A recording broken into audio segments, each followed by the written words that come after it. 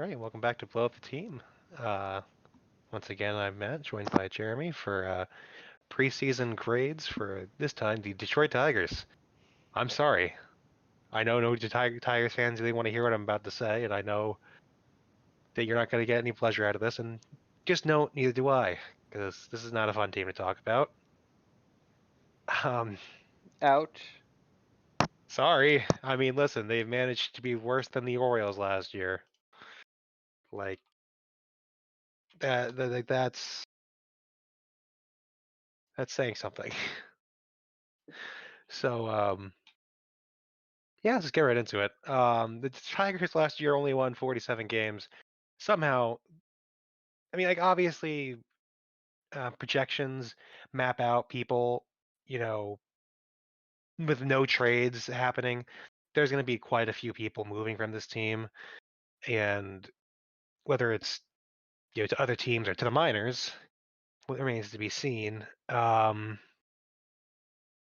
And so the 68 win projection here is a very, very hopeful number because really there are no bright spots of this team. It's not gonna be it's not pretty. So starting with the lineup, leading off, you got Cameron Maben. You picked him up in the off season to split time in the outfield, be a leadoff hitter as your projected leadoff hitter. Solid all around player, decent bat, decent fielding, veteran presence, and very popular teammate on every team he's on from like the other player interviews that I've watched. So he's a good clubhouse presence. But the most important thing is like the lineup has three main signings in here, actually four, who are going to be like you know people you're hoping to flip, and he is one of them. You want to flip him because at the end of the day, you're not trying to win. You're trying to develop prospects and get more prospects to fill up a team that desperately needs talent. Now, so you got him on a 1 year deal. You got Nico Goodrum, who's been up for a couple years now as your shortstop.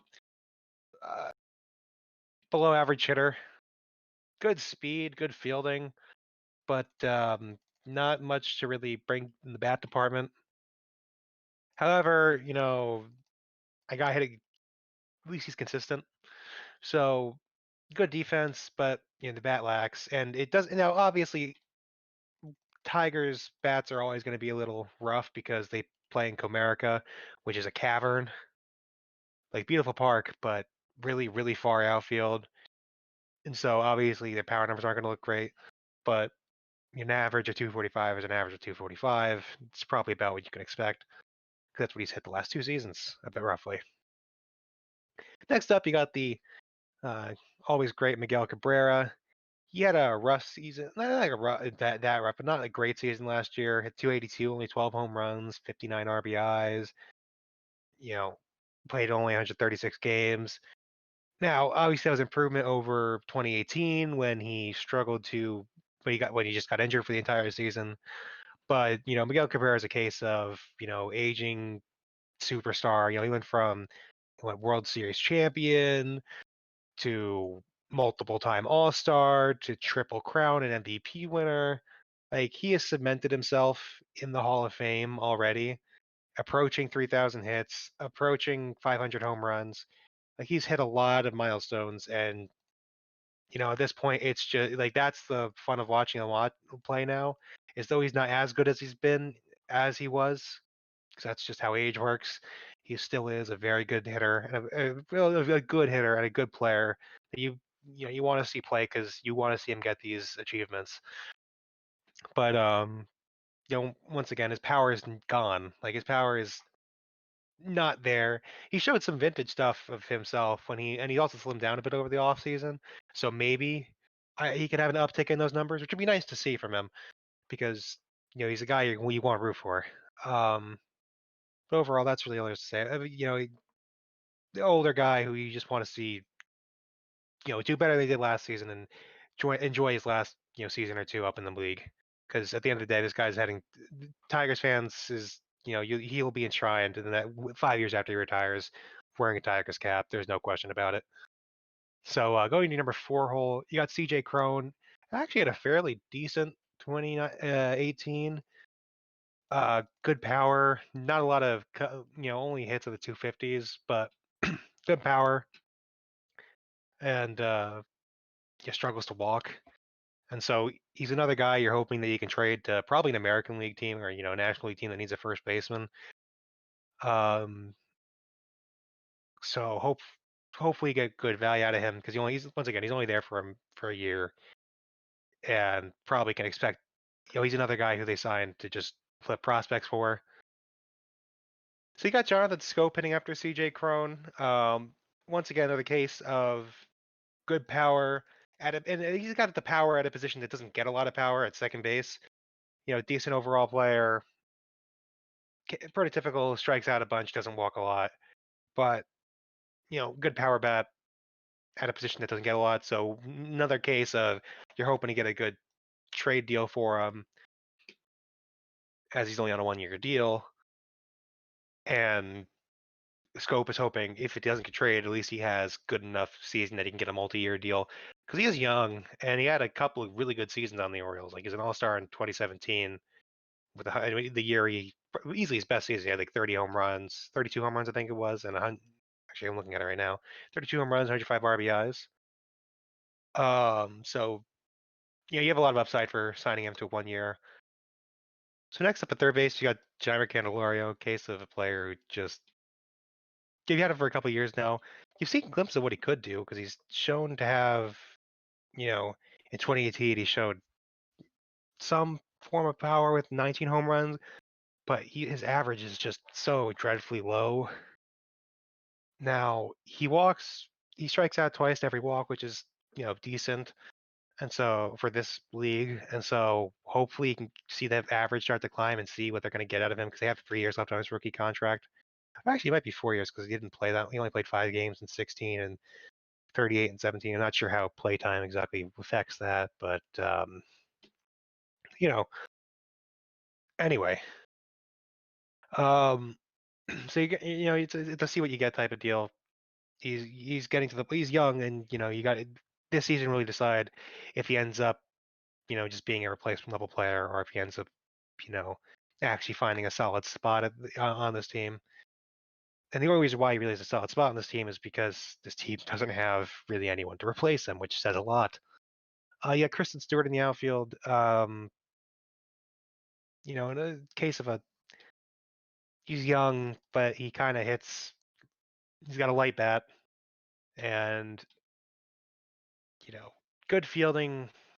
But the glaring problem is the bat, which is the glaring problem for everyone on this team. And so I'm not really sure what you're going to get out of him because good fielding, but not so much in the hitting. And to start the spring, he was 1 for 16. So I'll have to wait and see what happens there because he could end up losing playing time to someone on your bench. Number 8 hole, you're projected to have Austin Romine. Austin Romine, who played on the Yankees for a number of years and as a backup, and he finally got a chance. Now that he's in free agency to sign with the team. He signed with the Tigers because he's going to get a chance to start for a change. He's played a lot of years of backup, and he's a good catcher, and he's a good player, and so he'll get a chance to finally start and hopefully get a multi-year deal. But another guy you're looking to trade because he's not. He's only there on a 1 year deal. So you got 4 players in your lineup or you're hoping to trade because you only signed on 1 year deals. This is like the peak of a rebuilding team, which is why projections for their wins being over 60 is not going to happen because you're hoping to get 3 or all 4 of those guys traded for prospects. Now, I will say you do have an interesting case in Victor Reyes. He didn't get a chance to really play. He only played 69 games last season, but he hit 304 in them, but like 0 home run power. But if you can get a guy who can hit pretty decently, yeah, that'd be interesting because he's only he's young and he's got a lot of years of control. So maybe you got something interesting going on there. But once again, the lineup of just overall bad no one who can really hit for good contact, no one who's really slugging a whole lot, no one who's really walking a whole lot. The lineup just all around struggles in every like offensive category. And behind it is one of the worst pitching staffs in the league. Projected to be your ace is Matt Boyd. Now, Matt Boyd, I will say, his numbers are not, you know, just to read them off: a 7.53, a 4.53, a 5.27, a 4.39, a 4.59. Now, I know these aren't predictive stats; these are like, just reflective of what happened. But for his 4.56 ERA last season, he also struck out 238. I think he's a case of the fact that he's the best pitcher on a bad team. That there's a lot of games. There's a couple games that I looked at where it just looked like he was doing well, and then the Tigers just keep him out there for too long because their bullpen just had literally no one in it. So, kind of hope he gets either either the Tigers, stop overusing him, or they finally get him a place to move where he can a better team, because he is coming up on the end of his. He's got 2 seasons left with the Tigers, so maybe they can start looking to try to move him. And they were looking to move him last season and in the offseason, because you could get decent returns for a guy who strikes out 238 batters in a season. Jordan Zimmerman. Oh God, like there's nothing that I can say that will be remotely unique. He sucks. He robbed you of $110 million. He absolutely did. He pitched really well for a number of years for the Nationals, and then had his lowest ERA for you guys has been a 4.5, and you're paying him $110 million over 5 years for garbage. In 112 innings last season, he had a 6.91 ERA, went 1-13, and only struck out 82 batters. Like that is, and the worst part is his velocity's been dipping down since he signed it to you guys. So, and he also gets injured a fair amount. Like he's never pitched a full season. He pitched for his last 4 seasons of the Nationals, each one full season. Every season of the Tigers, injured. It's a travesty. He's like one of the worst contracts in baseball. And honestly, I'd call it the worst contract if Chris Davis' contract wasn't a thing. So nothing else to say about him really. Ivan Nova, guy who just kind of does the same thing every season. He pitches either league average or really bad. He had one good season in 2013 actually 2 good seasons, 2011 and 2013. But everything else in between has just been bad. And teams are, he's a case of you're getting him so that way you can hope that he shows some promise and then can be a fifth starter in some rotation that you can trade him to. He's not going to be it. He ain't. Now, of course, if he suddenly turns it around and starts pitching like an ace and you get a big return on him, that's a steal. But being realistic, he's not going to do too much, and you're just kind of hoping to move him around. Got Daniel Norris, who pitched better than most of the Tiger staff with a 4.49 ERA last season. That's all that really can be said. He's 27. He'll be so maybe you'll get something out of him, something more that you can hopefully trade for. Notice how I'm saying trade a lot. You're literally looking to trade anyone, because anyone who's not like in their first or second year in the majors, because there's that little hope for the team. And so, showed some average stuff. Maybe if he can improve on his numbers from last season, then you'll have something more interesting going on there. But right now, it doesn't look good. You got Spencer Turnbull as your projected fifth starter, guy who really got screwed by the fact he's on the Tigers last season.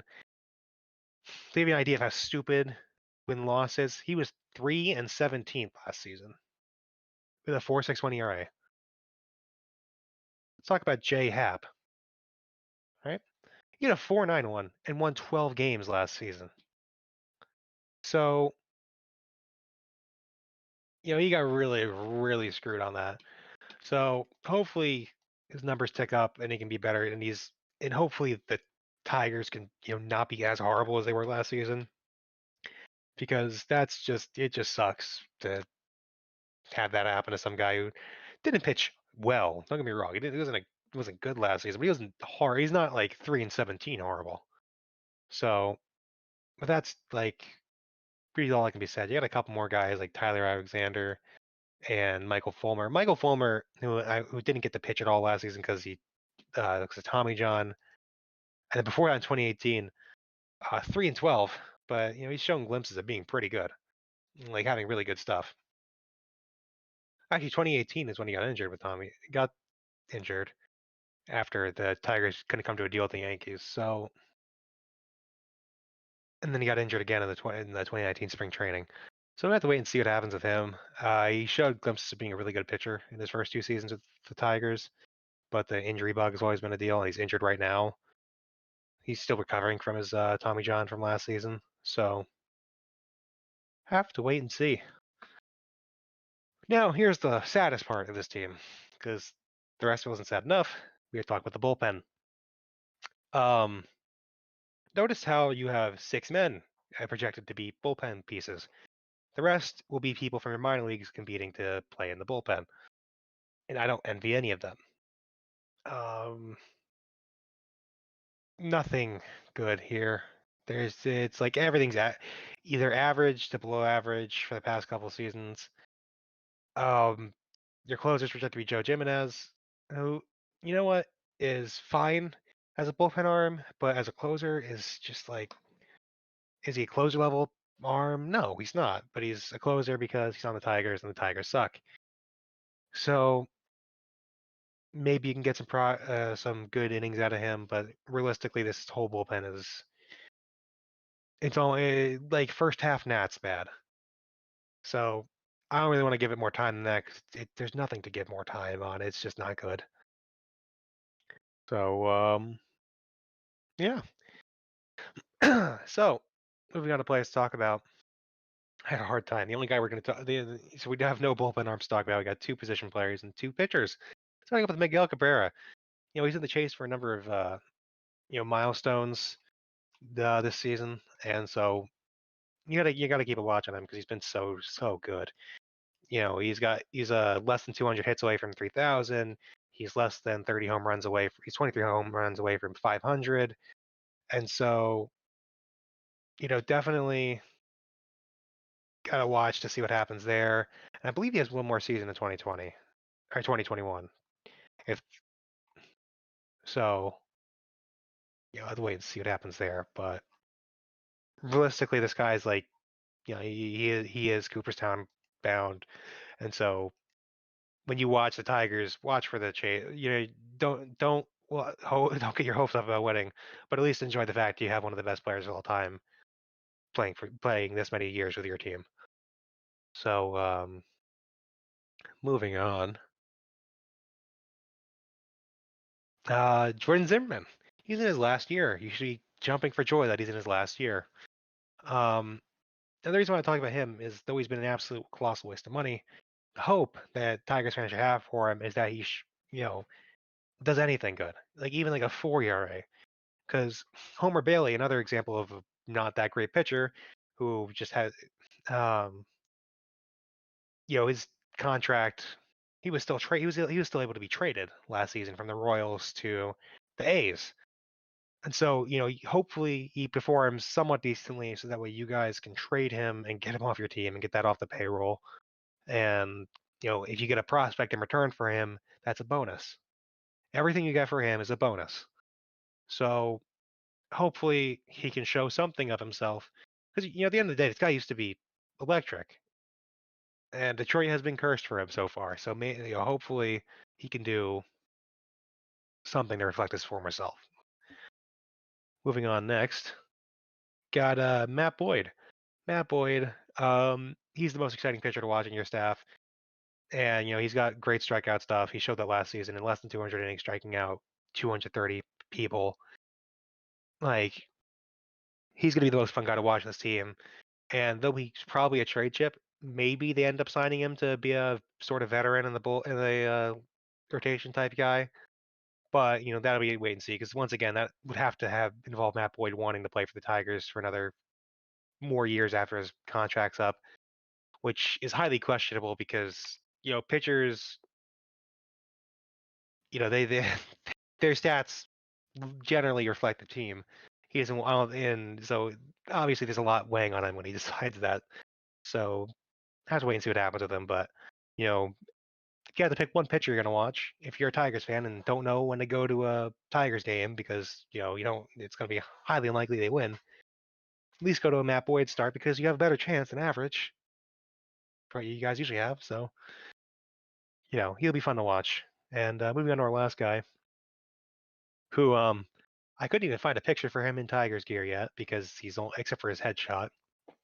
Austin Romine. Austin Romine. This is for all the Yankee fans out there.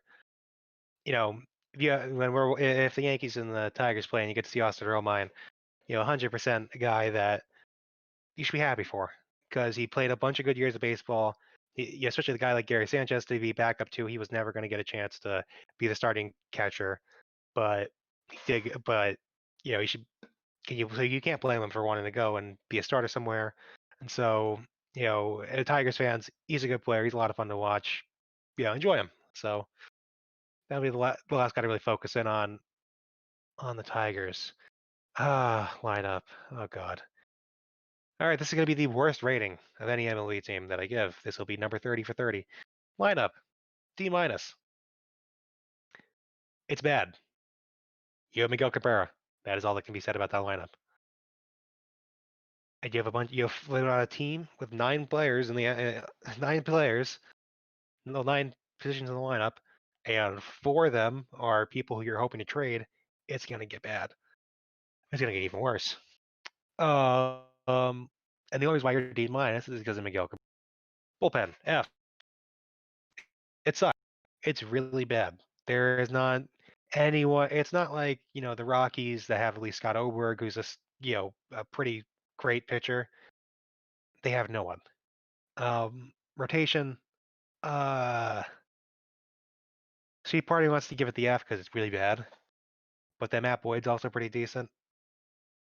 But if I'm being honest with myself, even Matt Boyd can't. Matt Boyd is not good enough to bring this thing past an F. It's an F. Now, you have some interesting prospects like Casey Mize who can end up improving this rotation a lot, but the rotation that you have right now, it's horrible. The bullpen is horrible. The lineup's god awful. So, sorry, Tigers fans. The few of you that are going to end up watching this video, if any of you watch this video. Yeah, Jeremy, anything to add? You're feeling kind of harsh today, huh? Well, it's like I don't even want to feel harsh because I just feel bad. It's like because I feel like even the Orioles have more to look forward to with their team with some decent players and some interesting looking pitchers that they've got now. But it's just genuinely that bad. This is the worst team in the MLB. And if we ever end up doing this type of series again, there will always be that one team that's just worse than the rest.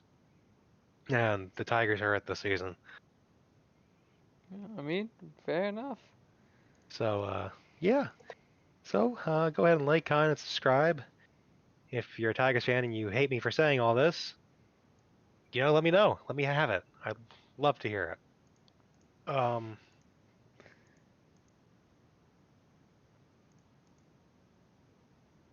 Yeah, so like, comment, subscribe, and go check out our social media. Go check out our Discord.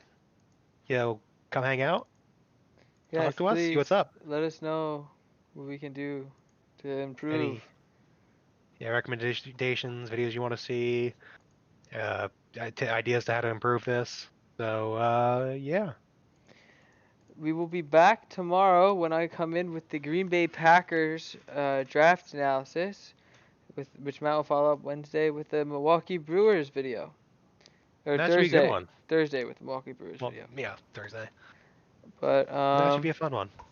other than that, I think you covered it. Like, comment, subscribe, check out our Discord, check out our social media, and we will see you next time. Peace.